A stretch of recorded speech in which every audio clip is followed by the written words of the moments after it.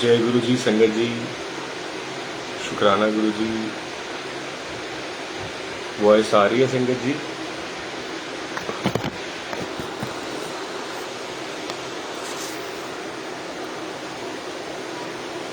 संगत जी वॉइस आ रही है?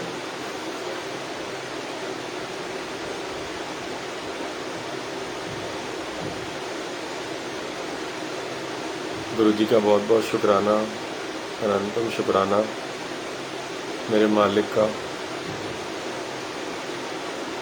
इस आत्मा को चुना उन्होंने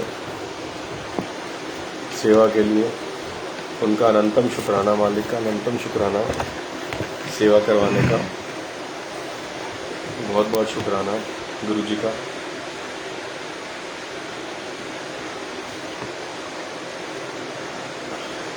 जय गुरु जी, शुक्राना गुरु जी।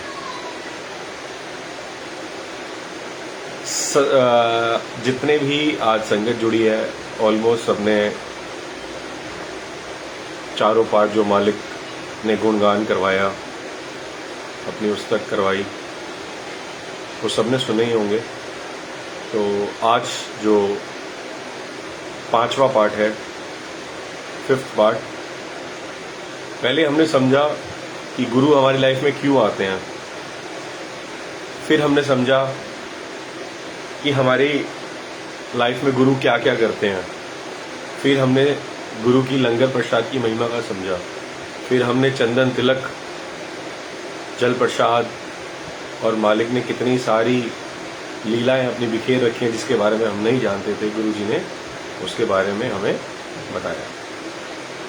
अगला जो 5वां पाठ है आज, वो है गुरु और शिष्य के ऊपर।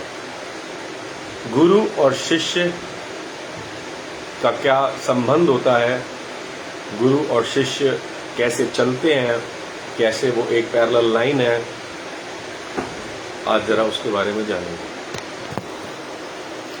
मालिक इसके ऊपर सत्संग कराएंगे, गुरु और शिष्य के ऊपर। बहुत आगे का ये 5वां पार्ट जैसे स्टेप बाय स्टेप चल रहा है। जिसने भी ये अगर सत्संग नहीं सुने हुए तो पहले वो 4 सत्संग जरूर सुनना, ताकि उनको ये चीज क्लियर हो सके, आगे वाली चीज।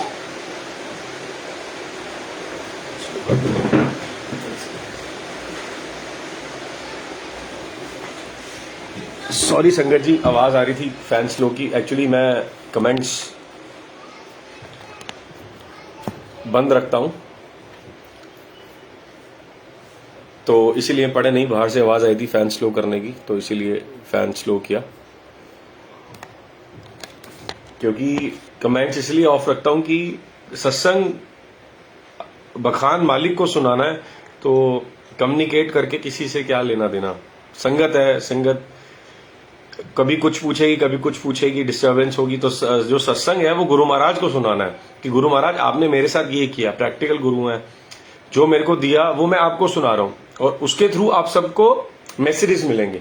इसलिए मैं कमेंट्स बंद रखता हूं, तो उसके लिए सॉरी बाद में। पर सबका जवाब गुरु जी का शुक्राना करके और सबको शुक्राना मैं जितना हो सके कर पाता हूं। अभी आवाज आ रही है संगत जी? आपको अभी आवाज आ रही है? कोई डिस्टर्बेंस तो नहीं आ रही? फिर इसको आगे शुरू करें। अभी आवाज आ रही है? चलो, जय गुरु जी।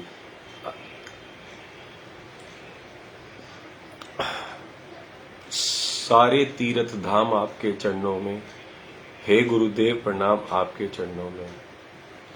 करता करे न कर सके, गुरु किए सब होए। हम ये जानते हैं कि इस संसार के अंदर कोई कुछ नहीं कर सकता, कोई कुछ अपनी मर्जी से नहीं कर सकता।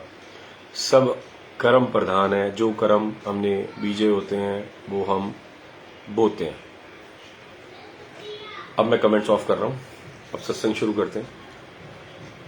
जो हमने बीजे होते हैं वो हमें भोगने पड़ते हैं। ये जो तेरे पे बुरी खिजाएं हैं, ये खुद तेरी हुई बुरी फिजाएं हैं। इसका मतलब ये है कि जो तेरे पे अभी जो बुरा वक्त चल रहा है उसके लिए कोई भी जिम्मेवार नहीं, उसके लिए आप स्वयं जिम्मेवार हैं। आज कई बातें मालिक ऐसे निकलवाएगा, जिन्होंने पहले पार्ट नहीं सुने तो वो प्लीज जरूर सुनना, ताकि आगे ये जो स्टेप बाय स्टेप, जैसे अगर a प्लस बी के जो भी उसका इक्वेशन आती है वो समझने के लिए हमें बेसिक पे जाना बड़ा जरूरी होता है। तो कई चीजें आपको बड़ी अजीब लगेंगी जो आज मालिक बुलवाएगा, क्योंकि वो आगे का है। जिसने पहले के सत्संग सुने उनको वो समझ आ जाएगा, जिन्होंने पहले के सत्संग नहीं सुने उनको हो सकता है कि थोड़ा बात अटपटी लगे या अजीब लगे, क्योंकि ये एक गुरु और शिष्य का रिलेशन के ऊपर आज बात करना चाहते हैं। मालिक आज वो सत्संग करवाएगा। तो संगत जी, तीन तरीके के हम लोग होते हैं, तीन तरीके के हम लोग होते हैं। आप जिसने ग्रंथ पढ़े होंगे या जिसने वेद शास्त्र पढ़े होंगे, तीन तरीके के हम लोग होते हैं। पहला होता है सतो प्रधान, दूसरा होता है रजो प्रधान, तीसरा होता है तमो प्रधान। हम जो कलयुग के अंदर जितने भी लोग हैं, 99% हम तमो प्रधान है। 99% हम तमो प्रधान है, जिसमें से एक मैं भी तमो प्रधान व्यक्ति इंसान था। आज गुरु का रिलेशन शिष्य के साथ जो होता है उसके बारे में डिस्कशन किया जा रहा है। तो ये जो तमो प्रधान, रजो प्रधान, सतो प्रधान है, ये उसके पैरेलल चल रहा है। तो अभी आगे आपको समझ आएगी। हम सब 99.9% वी ऑल आर तमो प्रधान। तमो प्रधान किसे कहते हैं, पहले ये समझ लेते हैं, इन तीनों चीजों को समझ लेते हैं कि सतो प्रधान, रजो प्रधान, तमो प्रधान कैसे होते हैं। ये तीन गुण होते हैं। सतो प्रधान वो गुण होता है जो ना अपना फायदे के लिए कभी किसी का भी नुकसान नहीं करता। अगर अपना फायदा उसका जितना मर्जी हो, सामने वाले का अगर भला होगा तो वो अपना काम करेगा, नहीं तो वो काम नहीं करेगा। वो जीता सिर्फ औरों की भलाई के लिए। इसे कहते हैं सतो प्रधान, जो जीता ही सत्य के ऊपर है, जिसको मोक्ष मिलना होता है, जो मालिक के रास्ते पे चल चुका होता है, जिसकी सारी क्लैरिफिकेशन हो चुकी होती है, उसको हम कहते हैं सतो प्रधान आदमी। उसके बाद दूसरा आता है रजो प्रधान। रजो प्रधान वो होता है जो मांस मच्छी नहीं खाता, जो मालिक के रास्ते पे चलता है। वो अपना फायदा तो करता है पर दूसरे का नुकसान नहीं करता। वो रजो प्रधान होता है कि अगर उसके अंदर 50% आध्यात्मिकता होती है, वो 50% नेगेटिव होता है, 50% पॉजिटिव होता है, उसको हम कहते हैं रजो प्रधान। कि उसके अंदर भगवान का गुण है कि वो किसी का नुकसान नहीं करेगा। अगर उसका फायदा हो रहा होगा तो किसी का नुकसान नहीं करेगा, उसको रजो प्रधान कहते हैं। वो आधा पॉजिटिव रहेगा, आधा नेगेटिव रहेगा। वो भगवान के रास्ते पे चलना शुरू कर चुका होगा पर उसकी जो बुराइयां हैं वो खत्म नहीं हो पा रही होंगी, तो उसको दोबारा मौका दिया जाता है जीवन जीने का। जब वो मरता है तो उसको दोबारा स्त्री का, पुरुष का जन्म मिलता है। मिलता मानव जन्म ही है, रजो प्रधान वाले को मिलता मानव जन्म ही है। क्यों? क्योंकि वाणी में लिखा है, जब तक हम संत की अवस्था तक नहीं आ जाते तब तक हमारी मुक्ति पॉसिबल नहीं है। जब तक हम संत की अवस्था पे नहीं आ जाते, संत की अवस्था मतलब सतो प्रधान, जब तक हम अपनी लाइफ में सतो प्रधान अवस्था पे नहीं आ जाते तब तक हमारे मोक्ष हमें नहीं मिल सकता। ये बड़ा इंपॉर्टेंट आज मालिक टॉपिक डिस्कशन करवा रहे हैं, सत्संग करवा रहे हैं। बड़ा ध्यान से सुनना कि आज जो लोग कहते हैं ना कि हम गुरु को मानते हैं, हम परेशान होते हैं, या बहुत ज्यादा कोई भगवान को मानता वो क्यों परेशान होते हैं, सारे आंसर्स आज आपको मालिक दिलवाएगा। अब रजो प्रधान की बात हो रही थी कि 50% वो साधना के रास्ते पे चल चुका है और 50% अभी भी नेगेटिविटी उसके अंदर है, तो उसको कहते हैं हम रजो प्रधान। तीसरा आता है तमो प्रधान, तामसिक व्यक्ति, मांस खाने वाला, शराब पीने वाला, झूठ बोलने वाला, और जो औरों का नुकसान करके अपना फायदा करते हैं उसको हम कहते हैं तामसिक आदमी। जो हर बंदे को गालियां देता है, हर बंदे को नेगेटिव बोलता है, उसको हम कहते हैं तामसिक, जो जलता रहता है, जो पूरा दिन आग में जलता रहता है, जिसको कोई भी इंसान अच्छा नहीं लगता, जो बस यही सोचता है कि मैं सामने वाले का नुकसान करके अपना फायदा कैसे कर लूं। उसकी मुक्ति, ना उसको मुक्ति मिलती है, ना उसको दूसरा जन्म मिलता है। वो प्रेत की, भूत की योनि में जाता है, वो फिर 84 लाख योनियों में जाता है। उसको हम कहते हैं तमो प्रधान। अब आप ये सोच रहे होंगे कि ये तीनों गुण गुरु जी से कैसे कनेक्टेड है। बड़ा ध्यान से सुनना संगत जी, ये गुरु जी से ऐसे कनेक्टेड हैं कि जब हम गुरु से जुड़ते हैं तब हम तमो प्रधान होते हैं। गुरु जी अपनी कृपा से हमें रजोगुण फिर सतोगुणी करते हैं। अब आपको समझ आई। आज गुरु और शिष्य का जो विषय लिया हुआ है, गुरु हमारी लाइफ में क्या क्या किया, मेरे साथ मेरे गुरु जी ने मेरी लाइफ में क्या किया, मैं आपको वो बताऊंगा। क्योंकि जितना भी आपको सत्संग सुना है, ये सब प्रैक्टिकल सत्संग है, ये सब प्रैक्टिकल सत्संग है। कोई गुरु पा कहता है, कोई गुरु जी को अपना दोस्त कहता है, कोई गुरु जी को कहता है कि वो मेरे भाई हैं, कोई नाना है, कोई नानी है। ऐसी संगत से मिलते हैं जो कहते हैं कि मेरे नाना जी नहीं है, मेरे माता पिता नहीं है। तो कोई गुरु पा कहता है, कोई गुरु माँ कहता है, कोई गुरु जी में किसी को देखता है। ऐसे ही संगत जी, मैंने गुरु जी में गुरु को देखा। मैंने धन्य ने विष्णु भगवान को अपना दोस्त बनाया था, जिससे वो काम भी कराते थे, सब कुछ कराते थे। ऐसे ही मीरा ने अपना इष्ट माना था, पर गुरु जी को मैंने, मेरे बचपन से ही एक भूख थी गुरु की, क्योंकि जुड़े हुए थे हम गुरुओं के साथ। आज बहुत सारे सबके जवाब मिलेंगे। जब कोई इंसान सत्संग करता है ना, जब कोई संगत गुरुजी उससे सत्संग कराते हैं ना, तो उसके बाद ना बहुत सारी दवाइयां होती हैं। कहने का मतलब आध्यात्मिक सत्संग हो रहा है, आध्यात्मिक दवाइयां हैं। अब कोई पैरासीटामोल भी है, बीपी की गोली भी है, शुगर की गोली भी है, माइग्रेन की भी दवाई है। एग्जाम्पल है, केमिस्ट की दुकान है, उसके पास ये सारी दवाई है। उसमें से जो बीमार है वो उसको दवाई दे दी जाएगी। अब जब गुरुजी किसी भी संगत से सत्संग कराते हैं, तो उसके अंदर लाखों दवाइयां होती हैं वाणी के थ्रू, जिनका उनको अपनी लाइफ में आंसर मिलता है और वो आगे जाने के लिए प्रत्यक्ष काम आती है। तो एक सत्संग एक केमिस्ट की दुकान है, जो आपकी बीमारी होगी, जो आपके सवाल होंगे, उसका जवाब गुरुजी उसके थ्रू आपको देंगे।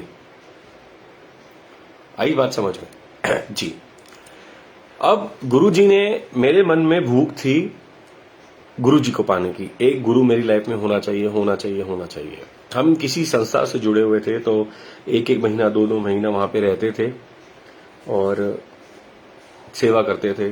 सुबह 5 बजे उठ जाना, फिर रात को 12-1-2 बजे सोना, 5 बजे उठ जाना, 12-1-2 बजे सोना। पर मन तब भी परेशान रहता था, मन तब भी परेशान रहता था। आदत क्या थी, हम तमो प्रधान थे, हम तमो प्रधान थे।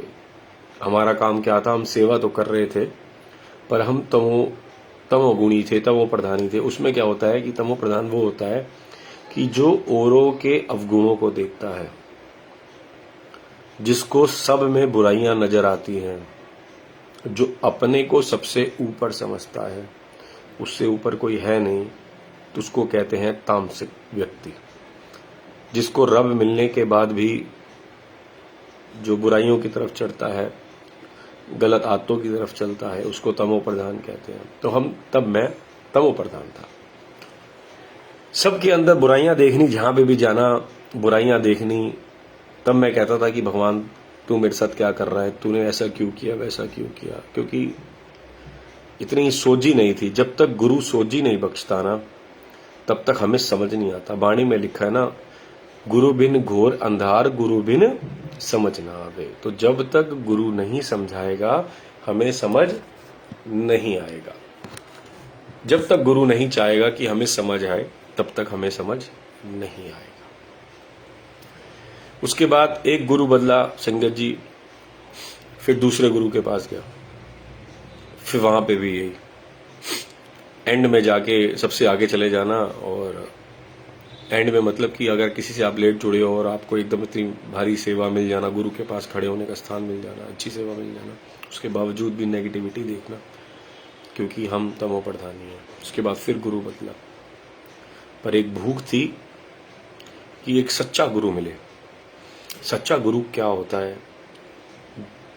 बहुत इंपॉर्टेंट है एक शिष्य के लिए लाइफ में सच्चा गुरु मिलना।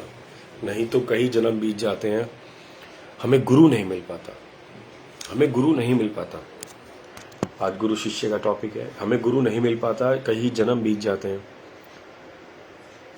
एक भूख थी, क्योंकि गुरु हमारी तीनों लोकों में रक्षा करता है।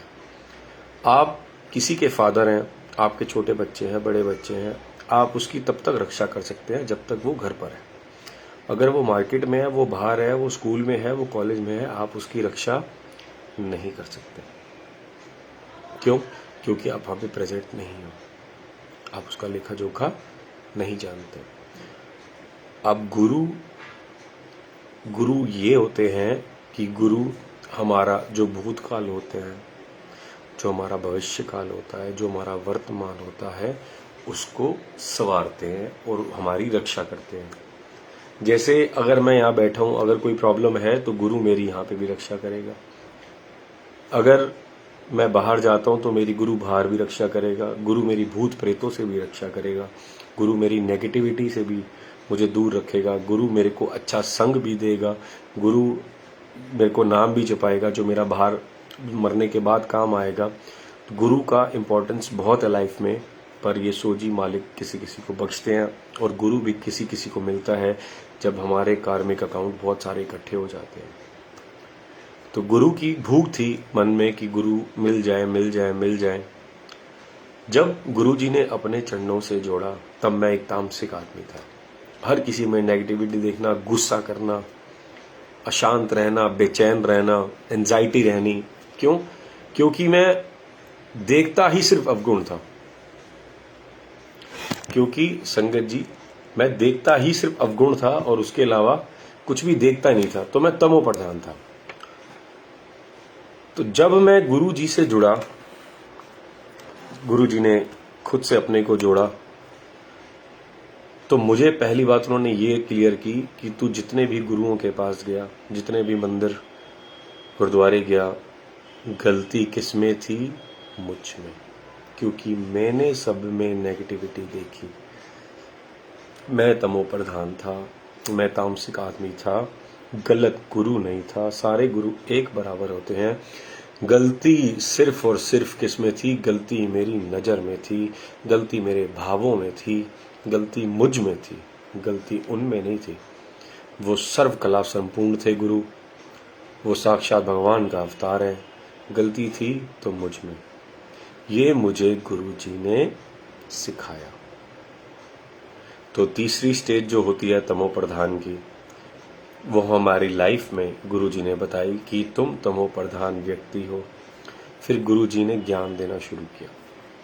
अब गुरु जी ने ज्ञान कैसे दिया?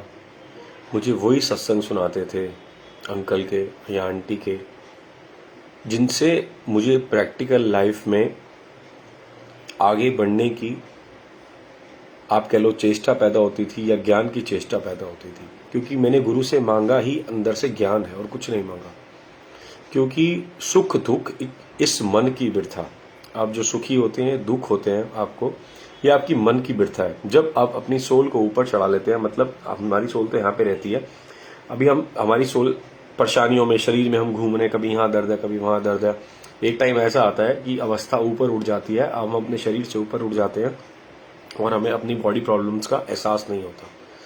तो इतनी तो मालिक ने नॉलेज दे रखी थी कि अगर मैं अपनी अवस्था से ऊपर उठ जाऊंगा तो एक ना एक दिन ऐसा वक्त आ जाएगा कि बाहर सुख हो रहा है, दुख हो रहा है, मुझे उसका प्रभाव नहीं पड़ेगा, क्योंकि मैं आनंद में रहूंगा। आनंद कहते हैं जो गुरु और शिष्य के बीच में एक रिलेशन चल रहा होता है आत्मिक ज्ञान का, उसको हम आनंद कहते हैं, जो कि आपको शिवलोक ले जाएगा, ब्रह्मांड में ले जाएगा, सचखंड ले जाएगा।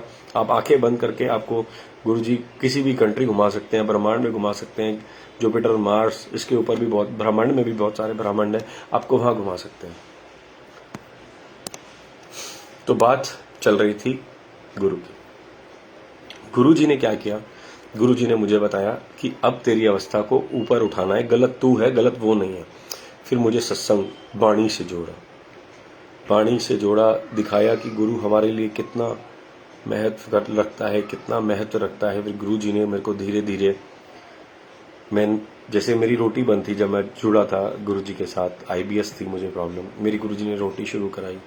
उसके बाद मैंने संगत जी नॉनवेज खाना शुरू कर दिया।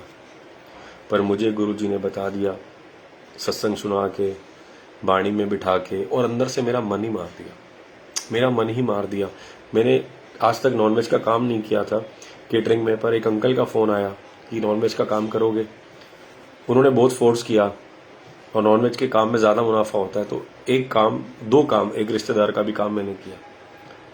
पर संगत जी, गुरु जी ने मुझे ये एहसास दिलाया और मुझे खुद बताया वाणी के थ्रू, वो खुद भी मैसेजेस टेलीपैथी करते हैं सबके साथ, मुझे बताया कि अगर या मांस की कमाई खाओगे, या मांस खाओगे, या तामसिक रहोगे, तो मुक्ति पॉसिबल नहीं है। गुरु का काम है तमो से रजो प्रधान, रजो से सतो प्रधान करना। तो गुरु जी ने अपना जो हाथ मेरे सर पे रखा, मेरी तामसिक चीज़ें उन्होंने ख़त्म करानी शुरू कर दी। मेरा नॉनवेज जो थोड़े टाइम खाया वो बंद करा दिया। नॉनवेज का काम जो 2 बार किए थे, गलती करी थी, उसको बंद करा दिया। उसके बाद गुरु जी ने मेरे अंदर इतना गुस्सा था, इतना गुस्सा था, उसको ख़त्म करा दिया। मैं भी बहुत बुराइयां देखता था सब में, और गुस्सा आता था, अरे आंटी ऐसे क्यों बोल गई, ये अंकल ऐसे क्यों कर रहे हैं, ये रिश्तेदार 24 घंटे, जैसे हमारी आदत होती है ना, हम घर में बैठ के अगर माँ बाप के साथ बैठेंगे, किसी रिश्तेदार के साथ बैठेंगे, तो किसी चौथे पड़ोसी की या रिश्तेदार की सिर्फ और सिर्फ बुराई करेंगे, अच्छाई नहीं करेंगे। गुरु जी ने इस चीज़ से ऊपर उठाया, बुराइयां बंद करा दी, निंदा बंद करा दी, अच्छा संग बख्श दिया, मेरा बैठना ही बंद करा दिया उनके साथ जो नेगेटिव बातें करते थे, और मेरे को पॉजिटिव करना शुरू कर दिया। तो संग का सोच लो कि कितना इंपॉर्टेंस है, अच्छे संग मांगना कितना इंपॉर्टेंस है। अगर आपका गलत संग होगा, कई बार क्या होता है कि कई बार हमें नेगेटिव फोन आ जाता है ना, एक नेगेटिव फोन, हम पूरा दिन परेशान रहते हैं कि इसने हमें नेगेटिव बात बोल दी। अभी एक आंटी का फोन आ रहा था, मुझे पता है कि कोई ना कोई आंटी ने मेरे को परेशानी होगी, मैंने आंटी का फोन नहीं उठाया, क्योंकि मुझे पता है वो आंटी नेगेटिव बात करेगी, कोरोना फैल रहा है, ये हो रहा है, वो हो रहा है।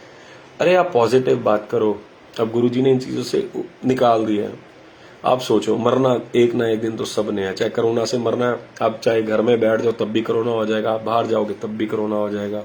आपका काम क्या है? सिर्फ और सिर्फ परहेज करना, अपने आप को सिक्योर करना। आप वो कर सकते हो, पर अनदेखी चीज से आप बच नहीं सकते। मरना आज भी है, मरना कल भी है। डर डर के मरोगे, जल्दी मर जाओगे। गुरु पे विश्वास होगा तो डरना बंद कर दोगे। आप पूरी अपनी सिक्योरिटी लें, प्राइवेसी लें, अच्छे हिसाब से चलें, साफ सुथरा खाना खाएं, हाइजीन लें, वो चीज अलग है, उसको करना हमें करना पड़ेगा, वो फॉलो करना पड़ेगा। पर आप ये कहें कि दब दब के जिए, दब दब के रोज घुटने से अच्छा है कि एक दिन तो मर ही जाना है, तो घुट के क्या मरना। जब गुरु है तो भरोसे की दात है, गुरु पे भरोसा रखो। कोरोना मुझे भी हुआ था संगत जी, ये सत्संग में अभी आपको बताऊंगा, ये बहुत बड़ा सत्संग है, बहुत सारे सत्संग मालिक ने करते हैं और ज्ञान भी देते हैं, सत्संग के साथ ज्ञान भी देते हैं। कईयों के साथ सत्संग करते हैं, पर क्योंकि मेरी ज्ञान की एक चेष्टा रही है मन में कि गुरुजी ज्ञान, आप अथाह ज्ञान के सागर हो, तो हर चीज में ज्ञान, तो अगर कुछ भी गुरुजी सत्संग करते हैं तो उसके साथ ज्ञान भी छोड़ते हैं। हम जितने भी गुरुजी के सत्संग सुनते हैं, सिर्फ 2 ही चीज, पहला गुरु पे भरोसा आ जाए, दूसरा हमें अपनी लाइफ में ज्ञान मिल जाए कि हमें आगे क्या करना है। हम सत्संग किसी का भी सुनते हैं तो उसमें 2 ही चीजें मिलती हैं, पहला भरोसा कि गुरु क्या कर सकता है, गुरु कैंसर, टीबी बीमारियां ठीक कर सकता है, गुरु जी ने किसको क्या क्या दिला दिया, उससे क्या आता है? भरोसा आता है। भरोसे से प्यार पैदा होता है, उससे गुरु से प्रेम पैदा होता है। दूसरा कि हमें उससे ज्ञान मिल जाए, वो चीज हम आगे अपनी लाइफ में जोड़ सके। अब गुरु जी ने ये सारी नेगेटिविटी मेरे से दूर करानी शुरू की, फिर तमो प्रधान से गुरु जी ने रजो प्रधान पे ले आए, क्योंकि आपको बताया है कि जब तक हम तामसिक से रजोगुणी नहीं बनेंगे, रजोगुणी से सतोगुणी नहीं बनेंगे, हमारा मोक्ष नहीं हो सकता। अब इस पे एक सत्संग, कई लोग बहुत भक्ति करते हैं, बहुत भक्ति करते हैं, चाहे वो किसी की भी भक्ति करें, और उनकी बीमारी से मृत्यु होती है। उनकी बीमारी से मृत्यु होती है। उनको ऐसी बीमारी लग जाती है जैसे कईयों की किडनियां खराब है जिन्होंने आज तक शराब नहीं पी, कईयों के लिवर खराब है जिन्होंने कभी ऐसा खाना नहीं खाया। कई साधुओं के आपने देखा होगा परेशानी हो जाती है, संतों को परेशानी हो जाती है, जो कि बहुत नॉर्मल सा खाना खाते हैं, नॉर्मल सा भोजन खाते हैं, उनको भी परेशानी हो जाती है। अभी परेशानियां क्या हैं? ये परेशानियां हैं karmic accounts. We all know that these all are karmic accounts. ये सारे कार्मिक अकाउंट है। अब क्या है, अब आप ये सोचते होगे कि इतने नाम जपने वाले को दुख क्यों होता है। बड़ा ध्यान से सुनना, इतने नाम जपने वाले को दुख क्यों होता है? पहली बात, उसके मन की अवस्था गुरु ने ऐसी कर रखी होती है कि उसको दुख सिर्फ लगता है तो 5 या 10% लगता है उसके अवस्था के अनुसार, जो गुरु ने उसकी अवस्था बख्श रखी होती है। दूसरा, अगर मोक्ष चाहिए ना, मोक्ष कहते हैं सीधा गुरु के चरणों में जाके हमारी ज्योत ने समा जाना है, परमात्मा की ज्योत में हमने समा जाना है, जहाँ पे शिव जी, हनुमान जी, सारे 33 करोड़ देवी देवता रहते हैं, हमने उनके पास जाके समा जाना है। और जब हम चाहें तब हम पृथ्वी पे आके भजन सिमरन करें, दोबारा अपनी लाइफ शुरू करें। हमें मिली ही लाइफ भजन सिमरन के लिए, हम और तत्वों में फंस जाते हैं। अभी आगे आपको गुरु जी सुनवाएंगे। अब क्या है कि हमें चाहिए था मोक्ष, और हमने प्रार्थना करी गुरु से कि गुरु जी अब हमें भवसागर से पार लगाओ, और मैं बंदा खाता पीता नहीं हूं, कोई भी गलत काम नहीं करता, तब भी दुख क्यों? इसका रीजन ये है कि आप अपने पिछले जन्म नहीं जानते। आप अपने पिछले जन्म नहीं जानते। आपके जो जन्मों का लेखा जोखा है आपका गुरु जानता है। तो गुरु ने जो सूली था उसका कांटा किया। आपका जब तक डेबिट और क्रेडिट अकाउंट क्लियर नहीं होगा तब तक आपको मुक्ति नहीं मिलेगी। सतो प्रधान अवस्था के आने के अंदर आपको सारे बैलेंस क्लियर करने पड़ते हैं। सारे बैलेंस मतलब जो आपने इस जन्म में बैलेंस, अपने गंदे कर्म हमारे से हुए, जो नीच कर्म पिछले जन्म में हुए। इसीलिए हम कई लोगों को देखते हैं कि कई लोग बहुत भक्ति करते हैं, उसके बावजूद उनको इतना दुख क्यों भोग के जाना पड़ता है? वो बेचारे तड़पते हैं। क्यों? क्योंकि उनका अकाउंट क्लियर होना है और तभी उनको मुक्ति मिलेगी। तो कभी भी भगवान पे शक मत करना, गुरु पे शक मत करना कि तू इसको दुख क्यों दे रहा है, वो उसके दुख काट रहा है। भगवान कभी किसी को दुख नहीं देता, ये बात आप जान लीजिए। भगवान कभी किसी को दुख नहीं देता। तो कभी भी जो ज्यादा भक्ति करते हैं ना, उनसे आप यही ज्ञान लीजिए कि इनके दुख कट रहे हैं, पता नहीं कितने % थे, इनको सतो प्रधान के बाद सीधा मोक्ष की प्राप्ति होनी है। इसीलिए परेशान होने की कोई जरूरत नहीं। और हम जुड़े तामसिक अवस्था में, फिर हमें गुरु ने दी रजोगुणी अवस्था।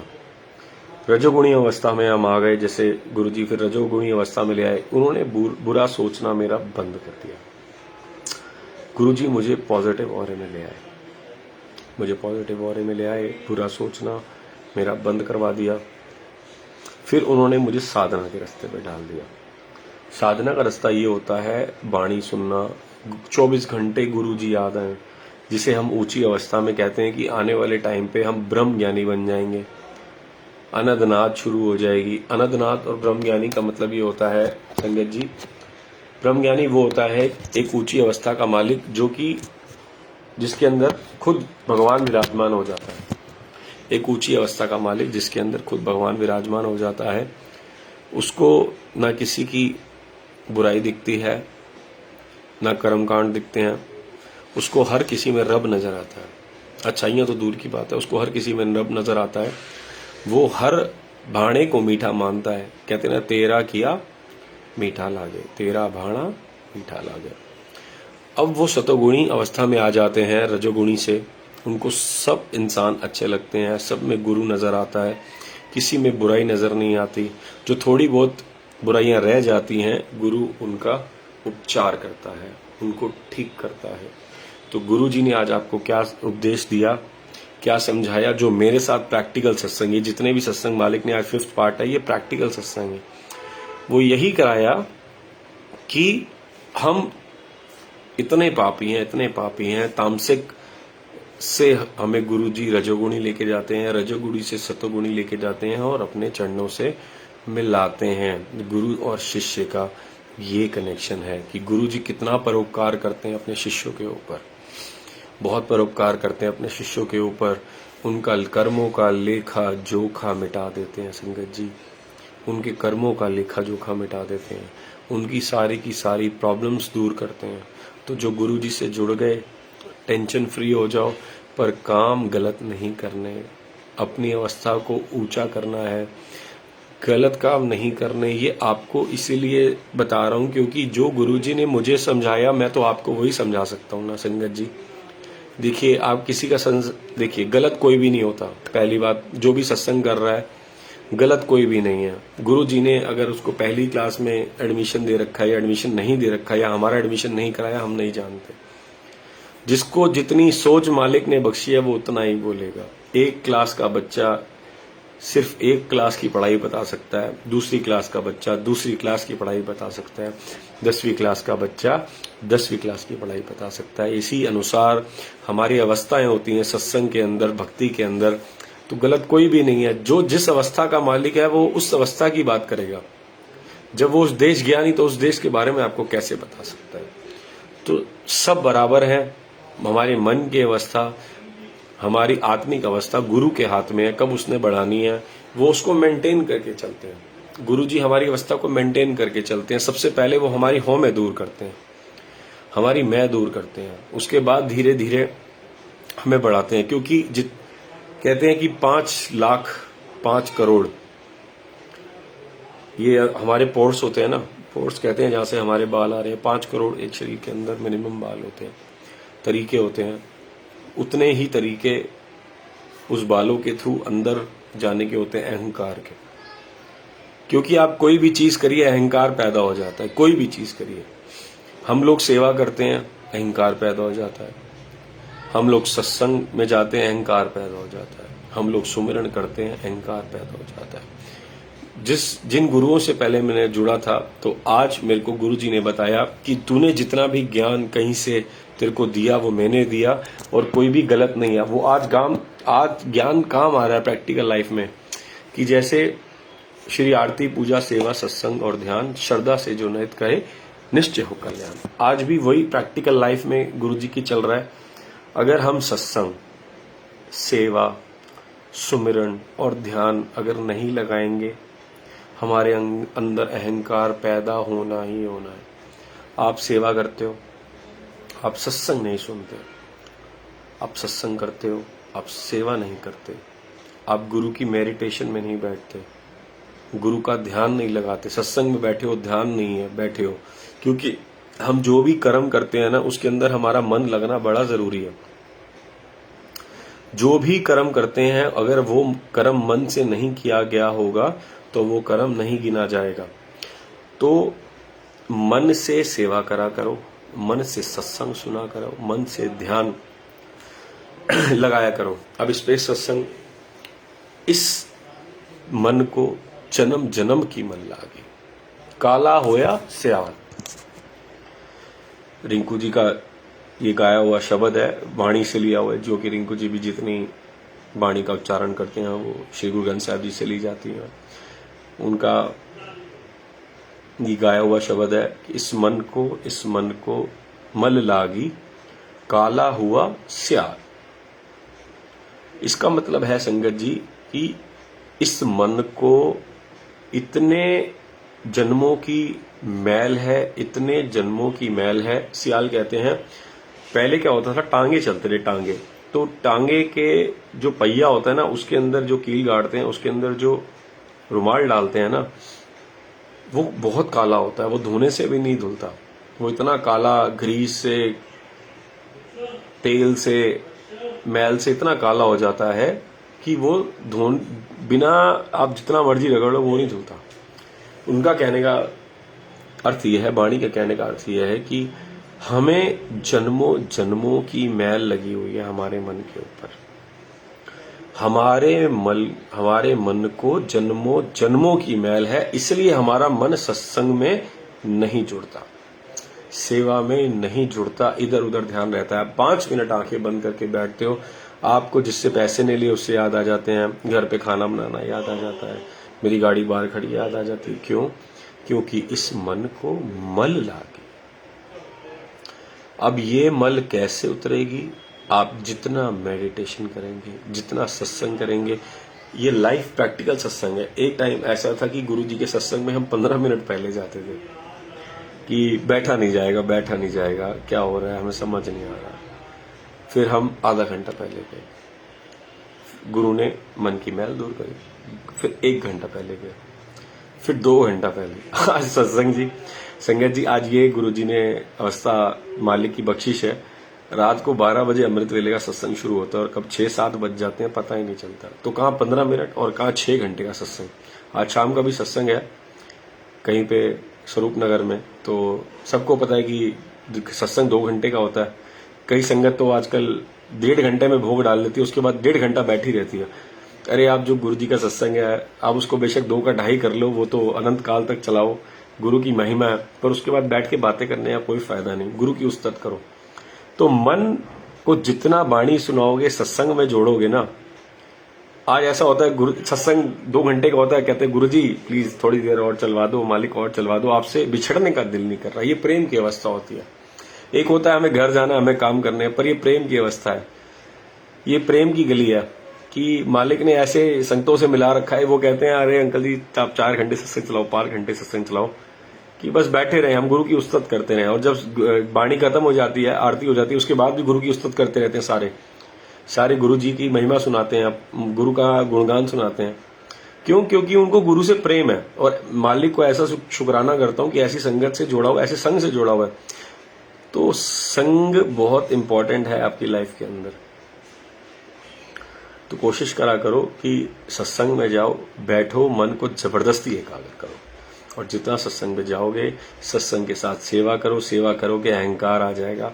सेवा के साथ सत्संग में बैठो। कोशिश करो आधा घंटा सत्संग कर लो, आधा घंटा सेवा कर लो। नहीं होता एक संगत में सेवा कर लो, एक संगत में सत्संग कर लो और ध्यान लगाओ। ये चारों चीजें बड़ी इंपॉर्टेंट है, सत्संग, सेवा, सुमिरन और ध्यान। सुमिरन होता है नाम जपना, हम गुरु जी का जब नाम जपते हैं, मंत्र जाप करते हैं, ये चारों चीजें लाइफ में बहुत इंपॉर्टेंट है। सत्संग, सेवा, सुमिरन और ध्यान श्रद्धा सहित जो निश्चय करे, निष्ठ हो कल्याण। ये हमने कहीं किसी गुरु से सीखी थी और ये वाकई आज हम आप यकीन करो, पहले मैं कहता था गुरु जी ये जितनी भक्ति करी है ना मेरी लाइफ में बेकार है। अगर मैं इससे अच्छा और पढ़ लिख गया होता, एमबीए करी और एमबीए आगे कर ली होती, आगे पढ़ लिख गया होता, किसी अच्छी इंडस्ट्री में होता, कुछ होता।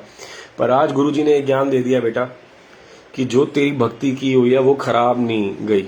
जो तेरे को एक एक पल सिखाया ना, वो आज प्रैक्टिकल लाइफ में गुरु जी की दया से काम आ रहा है। एक एक जो चीज उन्होंने सिखाई है ना संगत जी, एक एक भी जो चीज उन्होंने सिखाई है ना, आज वो प्रैक्टिकल लाइफ में काम आ रही है। तो आपकी लाइफ में जो भी घटता है ना, वो आगे काम जरूर आता है। हम लाइफ में कहते हैं ना कि हमारी लाइफ में खोटा सिक्का भी काम आता है।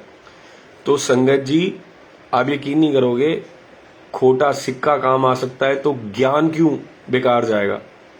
ज्ञान भी काम आता है। चाहे आपने कहीं किसी भी मंदिर गुरुद्वारे से लिया हो, वो आने वाले टाइम पे काम जरूर जरूर जरूर आता है।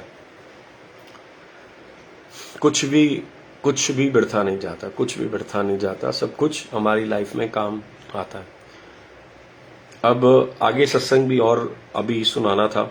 मालिक की आज आदेश है कि गुरु शिष्य के ऊपर, कि गुरु जी हमारे लाइफ में हमारी साइकिल कैसे चलाते हैं। अब हम अपने आप को स्टैंड कर सकते हैं कि हम कौन सी अवस्था के अंदर चल रहे हैं और आगे हमारा स्टेज क्या है। हमें अगला मोटो मिल गया है कि what to do, what not to do. ये इंपॉर्टेंट है कि हमें क्या नहीं करना। जब आप क्या नहीं करना ये जान जाओगे, आप वही करोगे जो करना है।